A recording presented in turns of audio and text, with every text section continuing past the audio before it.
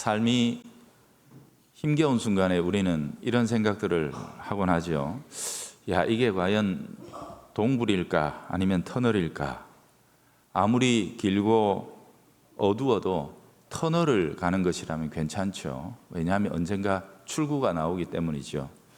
하지만 동굴 속에 있다면 심각한 문제가 아닐 수 없습니다. 출구를 장담할 수 없기 때문에 그런 건데요.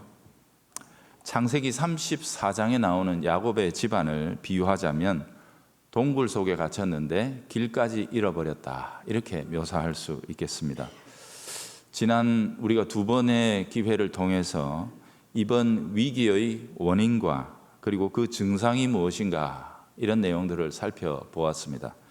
위기의 원인은 첫째로 세상 성공에 자만하고 탐닉해가지고 무뎌졌기 때문이다, 그렇게 했죠. 두 번째는 뭐냐면 세상 맛을 보느라 하나님께 서원했던 것을 뒤로 미뤘습니다. 하나님 앞에 언약을 이행하기를 자꾸 미루고 뒤로 제쳐 놓았던 거죠. 이 두 가지가 원인이었고, 증상이 어떤 것이었습니까? 첫 번째 증상은 세상이 교회로 밀고 들어온다 그랬습니다. 그 징후가 뭐였죠? 첫째, 문화적 역전이 일어난다. 교회 안에 있는데 세상 생각하는 거예요. 세상이 기준이 돼버린 그게 된다는 거고, 두 번째는 세상이 교회를 대놓고 업신여긴다 그랬습니다. 세 번째는 뭡니까? 권위가 붕괴된다. 교회 안에 있는 권위, 신앙의 권위는 아주 우습게 여기고 순종 안 한다는 거지요. 그게 이제 교회 안에 나타나면 이거 세상이 교회에 들어왔다, 이렇게 보면 된다 했습니다. 그리고 두 번째는 그 결과로 교회가 하는 게 세상을 똑 닮아간다 그랬습니다. 교회에서 하는데 이게 세상 하는 거하고 별 차이가 없다. 이게 이제 야곱의 가정에 그대로 나타나 있는 상황이라고 했죠. 사실 이런 불편한 장면은 슬쩍 지나가고 싶은 게 사실이기는 합니다. 말하면 서로가 불편해요. 하지만 그래서는 안 되죠. 왜냐하면 분명 우리들의 삶에 결코 외면할 수 없는 주제 아닙니까? 아닌 채 하고 그렇게 살아가고 있는지는 몰라도 우리 모두가 다 이런 종류의 아픔과 상처와 고통을 가지고 있습니다. 저라고 없겠습니까? 저도 마찬가지예요. 근데 참 안타까운 것은 대부분이 이런 벌어진 결과들에 대해서 누구 책임이냐, 이 책임 논쟁만 하고 있어요. 무의미한 논쟁만 하고 있지, 실제적으로 이 문제를 어떻게 수습하고 해결해 나갈 건가, 여기에 대해서는 별로 관심이 없어요. 뭐냐면 정직해지지 않는 거예요. 네 탓이야 하고 떠넘기고 끝나는 거지요.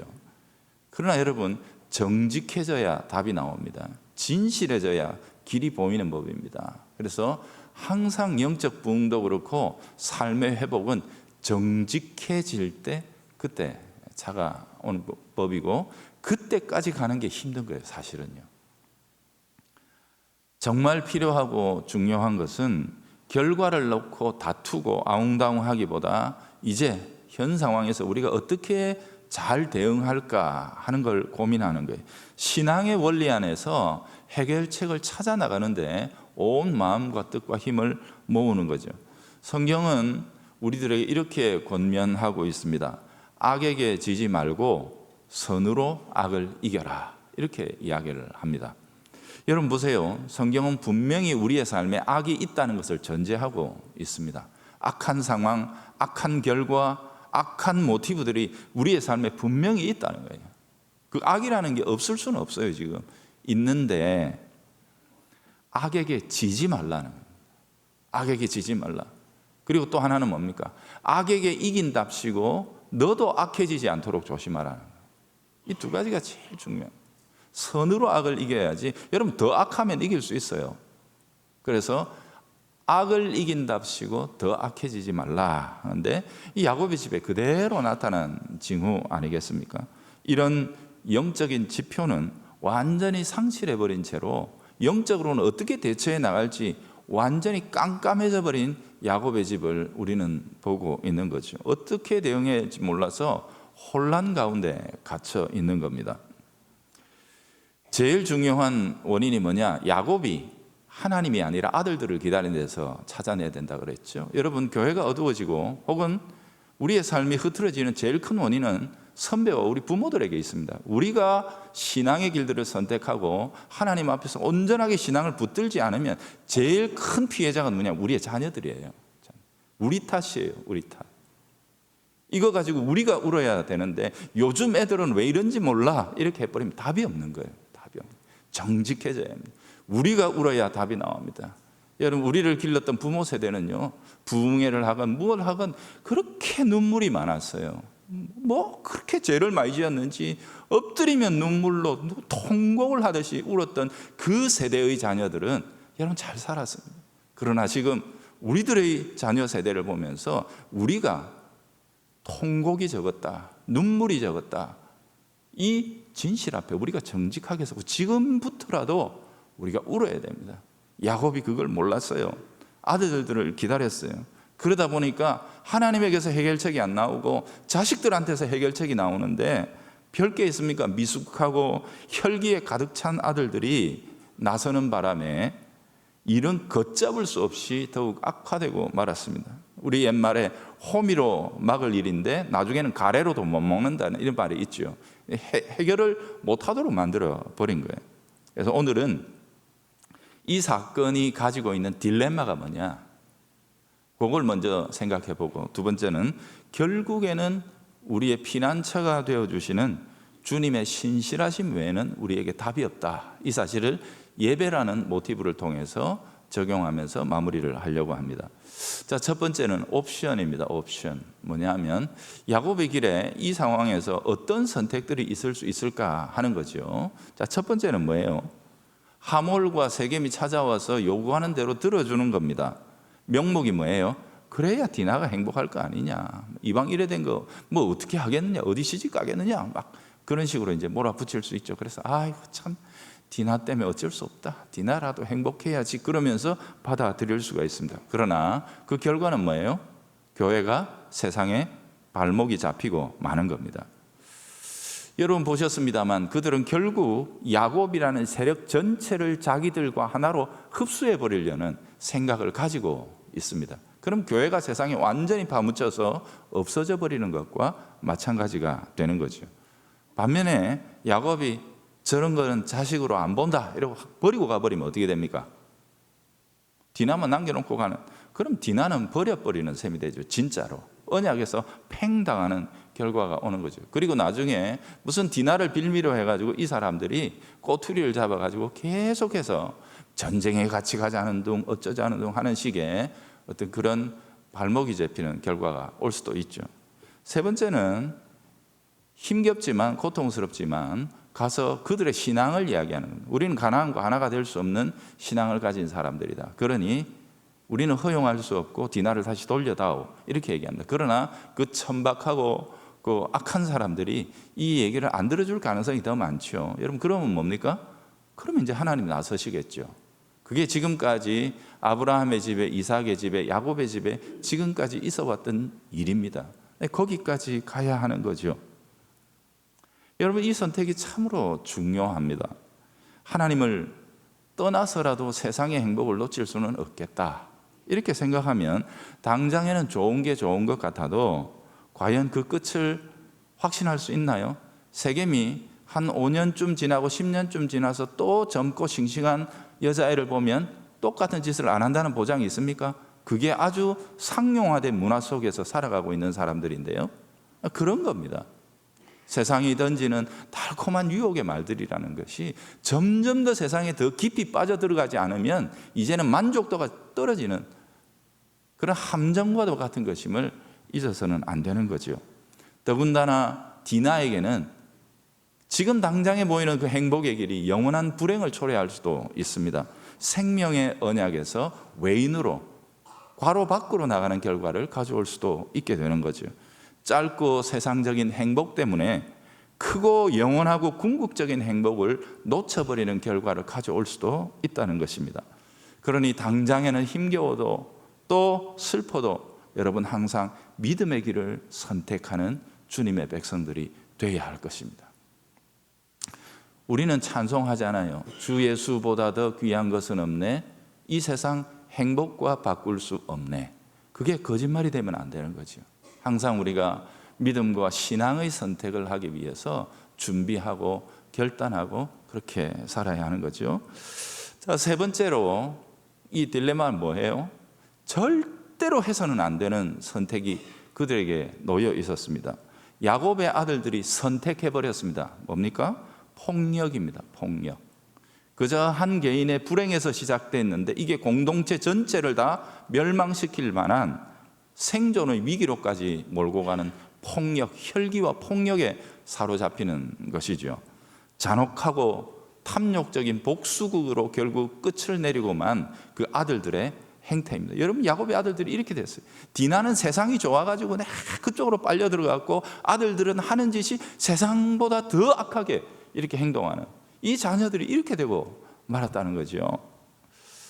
여러분, 아들들이 선택했던 그 길은 절대 헤렘이 아닙니다. 하나님이 그걸 명령하신 바가 없어요. 하나님 창세기 15장에 분명히 나중에 한 400년이 지난 이후에 심판대가 온다고 했어요.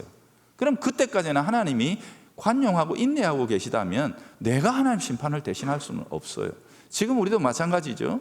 우리가 세상을 정죄하고 권고하고 돌아오라 할 수 있어도 우리가 폭력으로 세상을 짓밟아서는 안 돼요. 여러분, 그게 우리 그 근대사나 이런 데 보면 제국주의와 결합한 선교, 그 속에서 여러분 얼마나 폭력적인 형태로 제국주의와 선교, 복음 선교가 함께 들어갔던 아픈 상처가 우리 기독교 역사에도 있단 말이에요. 여러분, 이런 것들은 우리가 분별력을 가지지 않으면 여러분 극복해 나가기가 어려운 역사가 되는 거죠. 두 번째, 통제되지 않는 분노의 폭발이었다는 게 분명합니다. 여러분 보세요. 자기들이 복수를 한답시고 가가지고 이 사건과 전혀 관계없는 자들까지 다 죽여버렸어요. 이것은 선을 넘어도 한참 넘은 거죠. 여러분, 그런데 생각해 보세요. 왜 야곱의 아들들 중에 특히 시몬과 레위가 그렇게 잔혹하고 폭력적인 선택을 주도하게 됐을까? 왜 그럴까요? 당장에 나오는 게 뭐예요? 핏줄입니다. 핏줄. 시몬과 레위 그리고 디나는 엄마가 같습니다. 야곱의 이 나중에 12 아들들이 결국 생모가 몇 명입니까? 4명입니다. 라헬과 그 다음에 레아 그리고 2 여종까지 생모가 달라요. 그런데 이게 분파가 쪼가리 돼가지고 안에 갈라져 있었다는 거예요. 감이 오죠, 여러분? 그 모계를 따라서 그렇게 서로 딱 알력이 있고 경쟁심이 있는 상태 속에 있었던 겁니다. 아마 그맘때쯤 되면 분명히 요셉에 대해서 야곱이 편애하기 시작한 그런 흔적들이 있을 거예요. 왜? 라헬이 살아있잖아요. 지금 라헬이 어떤 여자입니까? 그죠? 그러니까 라헬의 성격상 불을 질렀을 가능성이 있습니다. 언니는 지금 아들을 5명, 4명 막 이렇게 낳았을 때 요셉 하나 낳아놓고 내가 이겼다 이렇게 막 하던 여자 아닙니까? 내 아들이 최고다 이러면서 그 아들들 사이에 완전 갈라놓고 요셉만 이렇게 하고, 야곱은 또 분별력 없이 거기에 막 놀아났을 가능성이 얼마든지 있는 거죠. 그러니 시몬과 레위의 입장에서는 디나가 라헬의 소생이었으면 아버지가 저래 했겠나? 저래 있었겠나? 이런 근거 있는 오해를 얼마든지 할 수 있었던 거예요. 두 형제의 분노에 불을 붙여버린 것입니다. 그래서 필요 이상으로 격하게 반응한 것이라고 판단됩니다. 여러분은 어떠세요?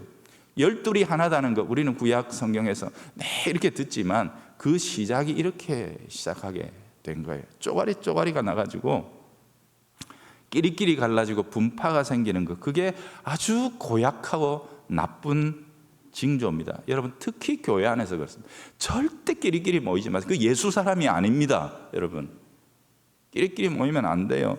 교회는 모든 갈라지고 나뉘고 경쟁하는 것들이 예수라는 용광로 속에서 녹고 사라져버려서 예수 안에서 한 새로운 인격이 탄생하는 곳이 교회거든요. 그래서 바울이 로마서에서 그리고 신약 성경에서 줄기차게 외치는 것은 교회 안에는 차별이라는 게 있을 수 없다. 다르지 않다. 똑같아. 남자나 여자나 종이나 자유자나. 결코 그 시대의 문화 속에서 하나가 될 수 없는 이질적인 집단들도 교회 안에 들어오면, 예수 안에 들어오면 다 하나가 되는 것이다 라고 외치는데, 오늘날도 교회 안에 은근히 보면 끼리끼리 집단이 너무 많아요. 여러분, 이거 깨부셔야 됩니다. 한국 교회가 약해져가고 힘을 잃어가는 그 중심 속에는 너하고 나 사이에는 입에 있는 것까지 꺼내가지고 빨아먹던 것까지 줄 수 있는 관계, 그게 전부 다가 아니면 해서는 안 돼요. 여러분, 해서는 안 돼요. 교회가 하나가 돼야 돼요. 하나가 돼야 돼요. 절대로 그런 분파들이 생기면 안 되는 거죠. 교회 안에 우리는 어디 출신이다, 우리는 어느 학교 출신이다, 성별과 직업과 국적과 빈부와 기타 어떤 것으로도 교회가 갈라지게 하고 나뉘게 한다면 그 사람은 주님 앞에 결단코 어떤 일로도 칭찬받을 수 없다는 사실을 기억해야 할 것입니다. 그럼 야곱의 집이 지금 이 모양이 돼 있었던 거예요. 분노는 분노를 낳게 돼 있습니다. 이 아들들의 행동은 참으로 어리석고 무모한 짓이죠. 야곱의 아들들이 죽인 세겜인들 대다수는 적어도 이 사건과는 무관한 자들입니다. 그 성에 있는 하몰과 세겜 외에는 이 사건과 관련 있는 사람, 아니 그 옆에서 수족이 돼가지고 막 그랬던 사람 몇 명 외에는 다 무죄한 피를 흘린 것 아니겠습니까? 그리고 여자들을 끌고 오고 또 재물도 약탈하지 않았습니까? 끌려온 여자들 중에는 남편도 죽고 막 그런 끌려온 사람들 있잖아요. 자식들도 있을 테고. 다른 성에서 시집 온 사람들 없겠습니까? 그러면 그들의 남아있는 가족들에게 있어서는 역시 피해 복수를 할 수 있는 권리가 생기는 겁니다. 야곱의 아들들이 노략질까지 했으니까 그들도 서슴없이 이제는 권리를 가지고 야곱의 집을 약탈할 수 있게 되는, 그들이 훨씬 더 뭉치면 수가 많단 말이에요. 이제 내 집이 악취를 풍기게 됐다라고 말했던 야곱의 말이 글자 그대로 사실인 겁니다. 냄새를 맡고 이제는 승냥이 같은 그들이 몰려들 것입니다. 분과 혈기로 행동하는 것의 결과가 얼마나 무서운가 말입니다. 여러분, 분노를 가진 상태에서는 절대로 판단하거나 결정해서는 안 됩니다. 할 수만 있다면 아예 말을 안 해야 돼요. 말을 안 해야 돼요. 그 순간 내 감정은 정당하다 싶어가지고 확 내질러 놓고 나면 나중에는 그것 때문에 화를 당하게 됩니다. 차라리 그 말을 안 했으면 되는데 그 말 하는 바람에 모든 정당한 것들이 다 무너져 버리고 화를 초래하는 경우가 있다는 사실을 기억해야 합니다. 여러분, 이런 관점에서 저는 우리 대한민국이 참 후진적이, 요즘 뭐 K 뭐 이러면서 국뽕에 취해가지고 난리인데 우리나라 정말 후진적인 나라라고 생각을 합니다. 이 관점에서 우리나라는 뭐예요? 홧김에라는 말이 통합니다. 술김에라는 말이 통합니다. 그게 법정에서도요. 술 먹고 그랬다가 하면 심신미약의 상태로 무슨 소리 하는 거예요? 그러면 술 먹으면 다 심신미약의 상태인 사람 다 구치소 집어넣어가지고 술 깰 때까지 가둬놔야죠. 왜 그 사람들이 심신미약의 상태에서 남에게 피해를 끼치고 가해를 하는 것들을 여러분 봐줘야 됩니까? 이게 지금 법적으로 판단하고 있으니 여러분 이게 얼마나 지금 말도 안 되는 소리입니까? 이런 것부터가 우리가 문제의식을 가지고 극복해 나갈 수 있도록 해야 하는 거죠. 분노공화국이라고 그럽니다. 한국은 분노가 지배하는 사회라고 그렇게 이야기를 하고 있습니다.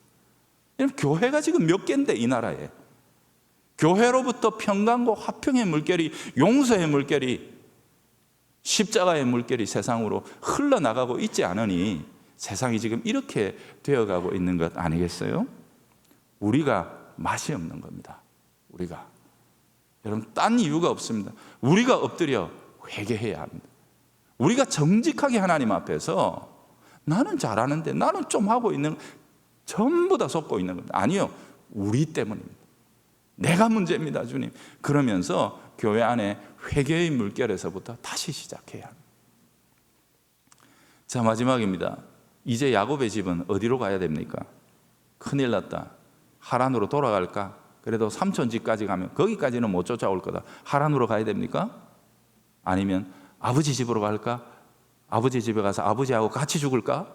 이 사람들이 아버지라고 용서하겠어요? 그럼 에서한테 갈까? 에서한테 가면 그거는 안전하겠습니까?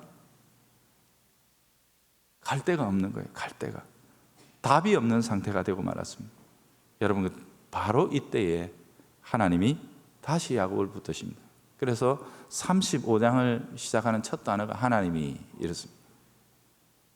재밌는 것은 다음에 조금 말씀을 드릴 수도 있겠습니다만 34장 그 긴 세월 동안 34장에는 하나님이라는 단어가 한 번도 안 나옵니다. 자기들끼리 살았다는 거예요. 자기들끼리. 그러나 35장에 아무것도 답이 없을 때 하나님이, 여러분 참 두려운 거는 지금 우리들의 삶도 요 지경까지 갈 때까지 우리가 무감각하게 있으면 이 정도쯤 가야 하나님 나타나신다는 거예요. 여러분 그 전에 우리가 먼저 깨닫고 엎드려야 해요. 지금 우리가 이런 말씀들을 생각하고 살펴보고 하는 것도 그 상황, 이 상황까지 가기 전에 우리가 엎드리자는 거예요. 엎드리자. 깨어나자는 거예요. 정직하자는 거죠. 주권적으로 야곱을 찾아와 하나님 말씀하십니다. 일어나라. 그리고 베델로 올라가라. 그리고 거기에서 하나님을 찾아라. 그런데 여러분 보세요. 재밌는 것은 그냥 하나님이 아니고 뭐예요? 베델의 하나님이라는, 베델의 하나님. 나 베델의 하나님이다. 나 지금 베델에 있다는 거예요. 지금 말하면 너 왜 베델로 온다고 했는데 아직 안 왔어 하는 거죠. 베델 간다고 삼촌 집에서 나와놓고 형님한테는 베델 가서 아버지 집 간다고, 베델 간다고 해놓고 베델 왜 안 왔어 이거예요. 베델의 하나님이 생의 밑바닥에서 만났던 그분, 빈손 공고한 영혼으로 만났던 그 하나님의 얼굴을 구하라는 거죠. 이 명령은 야곱에게 예배의 자리가 어떤 곳인지를 다시 일깨워 줍니다. 여러분 보세요. 야곱이 세겜 앞에 의리의리한 단을 쌓았습니다. 세상 사람들 앞에 멋들어지게 엘헬로에 이스라엘 부르면서 멋들어지게 단 하나 딱 쌓아놓고 나는 세상과 달라 그랬죠. 근데 하나님 제단으로 인정 안 하세요. 베델로 가라는 베델. 지금까지 그 제단에서 형식상의 예배를 많이 드렸을 것입니다. 다만 거기에 하나님의 임재가 없었죠. 제단을 쌓아서도 그분과의 만남이 없었던 것뿐이고 하나님이 한마디도 안 하죠. 34장에 보면 하나님이라는 모티브가 하나도 안 나와요. 예배는 드렸어요. 제단도 번쩍번쩍했어요. 지금까지의 야곱은 자기 만족에 빠져 있었기 때문에 예배란 그냥 드리면 되는 거지. 내가 주일날 교회 갔으면 됐지 이거예요. 이거 굳이 하나님이 절박하게 절실하게 내 영혼에 밀고 들어와서 그 순간에 내가 막 이런 거 아니에요. 예배 드렸으면 됐지, 뭐 갔으면 됐지. 하나님의 임재를 필요로 하지 않았어요. 왜? 뭐 문제가 있나 지금, 그죠? 나 능력도 있고, 이 동네 지금 세겜 성주도 함부로 못하는 내가 이 유지가 됐는데 뭐 아쉬울 게 있나요? 그게 지금 야곱의 상태였던 겁니다. 그런데 다시 삶이 아무 때도 갈 곳이 없는 형편에 처하게 되자 그에게 열린 곳이 세상에는 없다는 것을 비로소 알게 되는 겁니다. 오직 피할 수 있는 곳 한 가지가 하나님 계시는 자리, 하나님이 부르시는 자리, 그것이 나의 피난처라는 사실을 비로소 깨닫는 거예요. 그리고 그 말씀을 따라 베델로 향하는 야곱을 하나님은 다시 지켜주십니다. 우리가 보죠? 주변 사람들에게 하나님의 두려움이 임합니다. 주변 사람들이 꼼짝을 못합니다. 꼼짝을 못합니다. 오늘은 여기까지만 생각합니다. 여러분 여기에 임하는 35장을 읽을 준비하는 것이 참으로 중요해요. 예배의 처소, 여러분 지금 예배의 처소에 나와 있습니다만 이곳이 우리의 영혼의 피난처입니다. 유일한 피할 곳입니다. 여기에 와서는 정직하셔야 됩니다. 하나님 앞에 있는 그대로 내어놓으셔야지 아닌 척하고 괜찮은 척하면 안 되는 거죠. 여기는 신사숙녀들의 모임이 아닙니다. 무슨 세상에서 아너 소사이어티가 제일 좋은 옷 입고 머리 기름 쫙 바르고 나와가지고 하하하 하면서 명함 주고받는 자리가 아니에요. 여기는 우리의 절망과 고통과 눈물과 아픔이 하나님 앞에 쏟아 흘러져 내려오는 곳이고, 이곳은 상처나고 곪고 흘러내리는 우리들의 모든 그것을 주님이 어루만지셔서 치료하는 자리입니다. 부끄러울 것이 없는 자리고 있는 그대로 나를 내어놓고 하나님을 만나는 자리가 되어야 되는 겁니다. 오늘 여러분은 어떤 마음으로 예배 드리러 나오셨습니까? 나는 넉넉하니 출석 도장만 찍고 가면 됐지, 주일날 예배당 가는 게 어딘데. 그리고는 다시 이 문을 나서는 순간 내 방식, 내 스타일대로 그렇게 돌아간다면 이것은 드려도 예배가 아닙니다. 나와도 하나님을 만난 적이 없는 겁니다. 요즘 우리 젊은 애들 말대로 영혼 없는 종교 행위일 뿐입니다. 영혼 없는 사과, 뭐 이런 말 요새 많이 쓰잖아요. 그죠? 영혼이 없는 행동일 뿐이죠.